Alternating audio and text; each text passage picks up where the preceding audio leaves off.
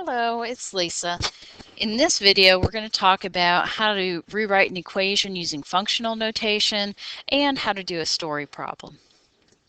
So when we are writing an equation in function notation, the first thing we want to do is solve the equation for y. After we solve the equation for y, we're going to replace y with f of x.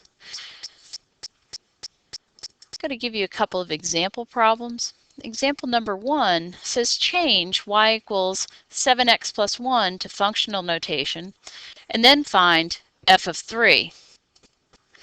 So if we notice in this equation, we're already solved for y. It already says y equals. So all we're going to do is replace y with f of x, and we're going to rewrite it f of x equals 7x plus 1. Now it's written as a function, not as an equation. In the second step, we're asked to find f of 3. So this is like what we did in the previous section. What we're going to do is we're going to take every place where there's an x in our function notation, wrap the x in parentheses, and we're going to replace that with our number. So 7 parentheses plus 1, and here we're substituting in 3 for x. And to simplify, 7 times 3 is 21, plus 1 gives us 22 for our final answer. I'm going to go to the next page and we're going to do one more example like that. Notice this time our equation is not solved for y. So that's the first thing we're going to do here. 7x squared plus y equals 1. I need to subtract 7x squared from both sides of my equation. That will leave me with y equals 1 minus 7x squared. Now I've replaced y with f of x.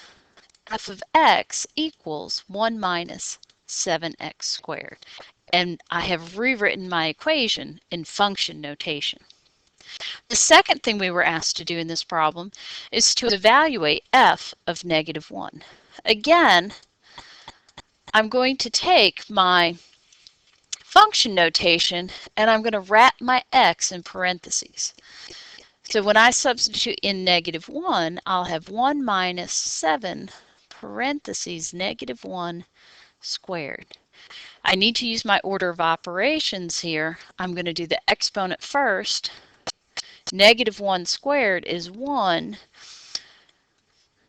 1 times 7 is 7, and 1 minus 7 is negative 6. So f of negative 1 is equal to negative 6. And the last thing we're going to do in this video is a story problem. The cost of renting a carpet cleaner is $20 plus $5 per hour to use it. Find the cost function for renting the carpet cleaner for X hours. So we have $20 charge and we have $5 per hour. So the $20 we're going to pay just once. We call that our fixed cost. We're only going to add that in to our function one time. Plus, notice we have that word plus, $5 per hour. And we're using x to tell us how many hours. So we're going to have 5x.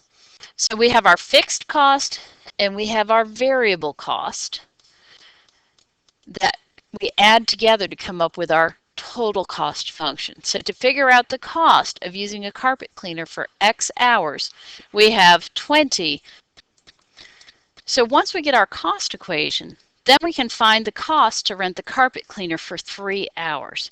So if we look at the 3 hours, remember what told us the number of hours? That was x.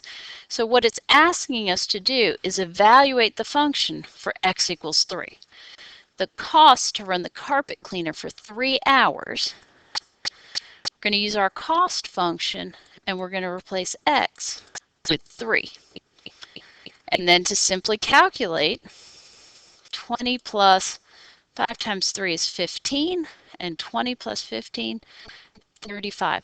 It will cost $35 to rent the carpet cleaner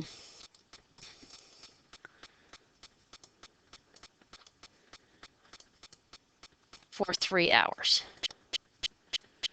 And there's our final answer.